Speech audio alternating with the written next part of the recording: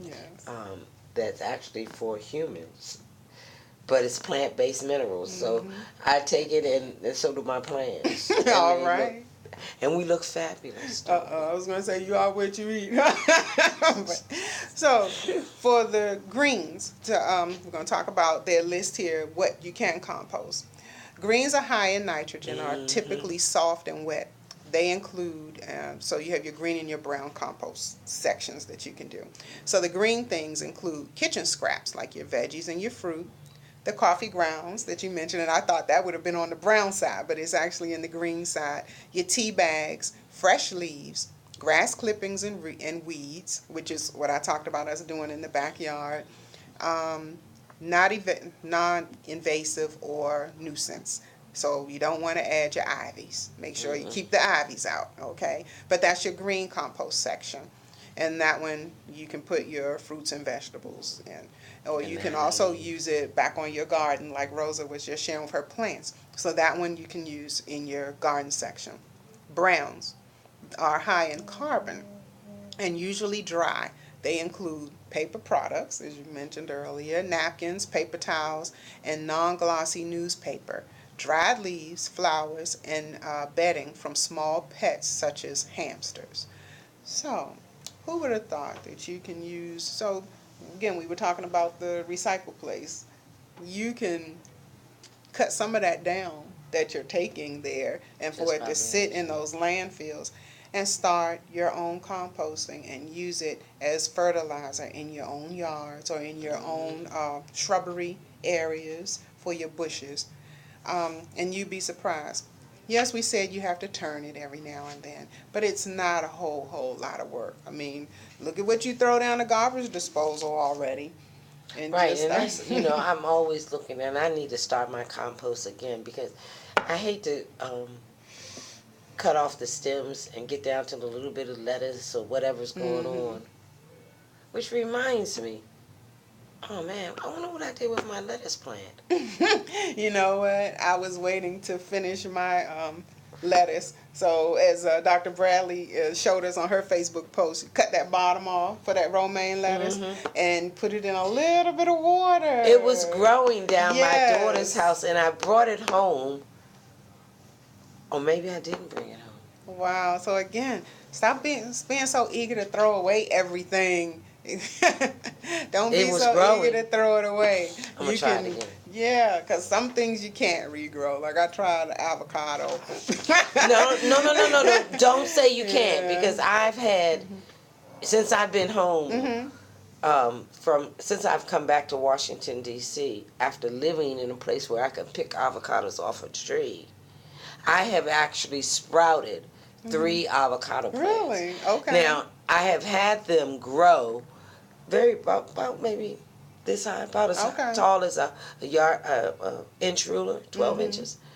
However, usually I end up going away, and so they Oh, don't so stay. nobody's there But to I'm going to take care try of it them. again. And Mhm. what happened was, and how I did the sprouting, was I actually took the seed out and put toothpicks on the ends of them and put Okay. the root side, the opening side with the, Mhm. not the tip of it, but the bottom half, and Mhm. put it in a jar or a bowl, a glass of water. It didn't sit all the way in it, but it was just enough water to come maybe an inch Mhm. up the avocado. Mhm. And this, I started it outside those Okay. times. I Okay. put them outside to start because avocados are plants that need heat and light, a lot of it. Okay. So that's probably. And then I brought it in the house during the winter time, and I don't think I put it in the right place. I should have put it in my kitchen under the fluorescent lamp. Mhm. But I'm gonna try it again this summer. Yeah, I'll try another one also. So, composting is a natural process in which your macro and your microorganisms break down organic materials such as leaves, grass, vegetable scraps to form a rich soil like substance. Yes, The resulting compost is a dark, rich, organic material. it is. When added to soil, compost provides nutrients to plants and improves the water holding capacity of your soil. Now, I was first told to When I said I put it in my yard, like I said, not just for the grass, but for the shrubbery also. So instead of buying the, I just said it earlier, the mulch. Instead of buying the bags of mulch and lugging them home and then pouring them around, I was told to use my leaves, because the leaves will also hold the water and protect the roots from getting sunburned. You know, it's funny because I've always wondered why we insist to bag them up and have the trash take them. I mean, like, really? So many of because them. they break down so easily. And, you know, we're in this belief system that the leaves will kill the grass. Yeah. You know, and that's not true. No.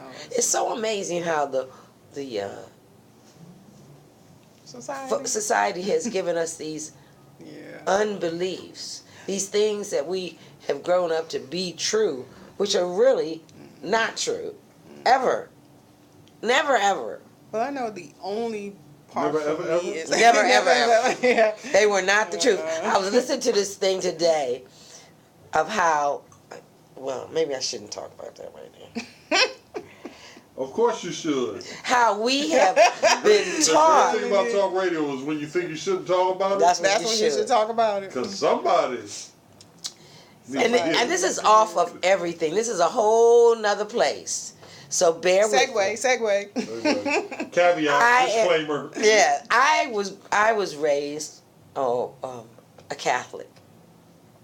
And you know when you start learning about geography, when I found out that Egypt was in Africa, the first thing that came to me was, there are no blonde-eyed, blue-eyed And it is. people like that in Africa. Yes, it is. Not then, maybe now. But when Africa was one of the strongest nations, folks didn't travel as much. They didn't intermix as much. And then when I was listening to the conversation in the Bible description, I said, well, that doesn't make sense to me. Doesn't match, huh? That doesn't match. So now, I'm not even getting into that, but that is just an example of when your consciousness brings something to your realization that does not match. And a lot of times, what we do is dismiss it. Yeah, we ignore it. Instead of looking into it. So when you go into your yard and you see all those leaves and you say, man, I don't feel like cleaning them up. Well, do what Tiffany said. Put them in a pile. You can actually just cover the pile with plastic. And every week or two, go out and mix it up and put it back. Peg it down. You can get some sticks and peg it down. You can make your own compost right outside in your yard, taking it. And when it breaks down, right before the snow comes, take some out and put it on your grass and your bushes. Yeah.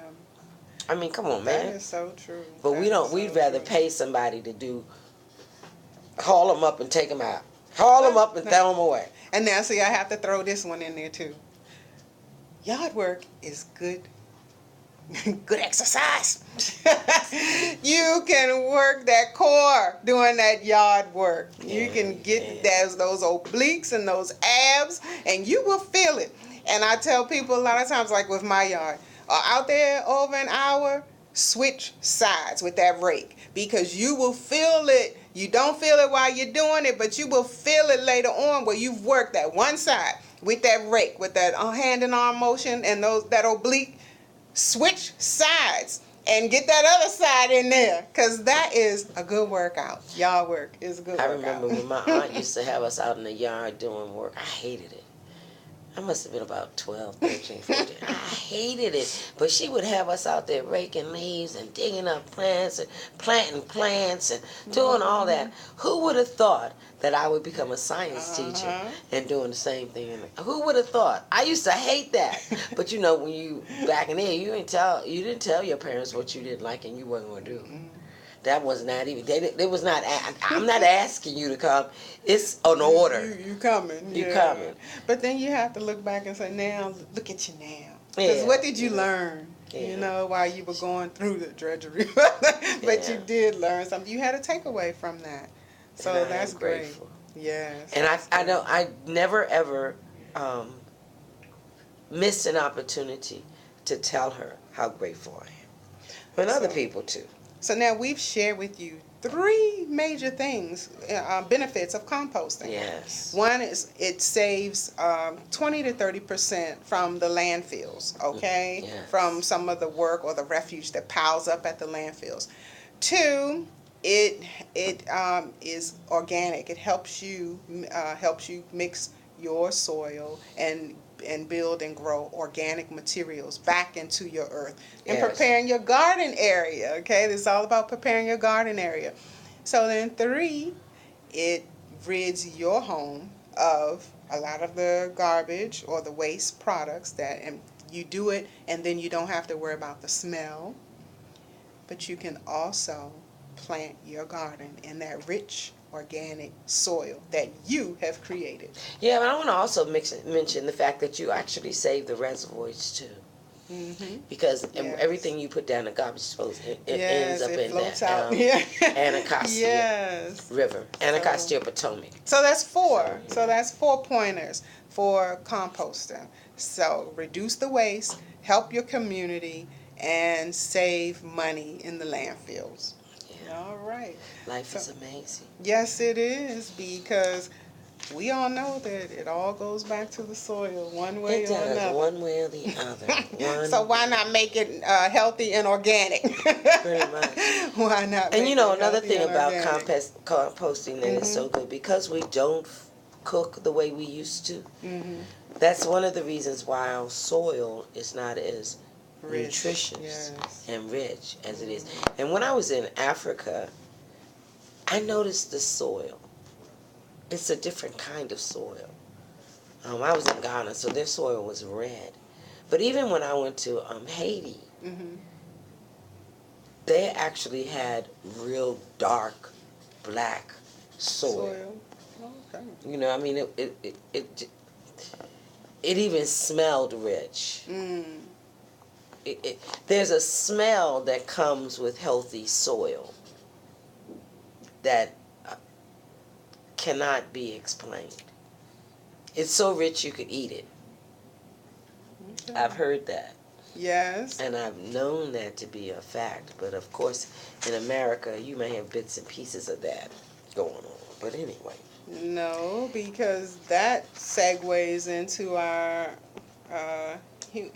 oh goodness, our dirt and the water, our humic acid, and where it comes from, because it's definitely from the ground, from the sea. And when you start talking about your algae and your dirt, there is certain dirts that are nutritious and palatable, so you can eat it, and you can, and I love the smell. It has a healing property. You can smell the richness of soil. I don't remember. I remember commenting on that with someone, that it smelled so good, rich, delicious. So I wanted to share something else, because when we're talking about oxygen and the the carbon dioxide, anaerobic, no oxygen, and aerobic, the presence of oxygen. So, Mr. Grimes, what did you get in that breathing? Was that an aerobic or an anaerobic exercise there? I wasn't listening. I love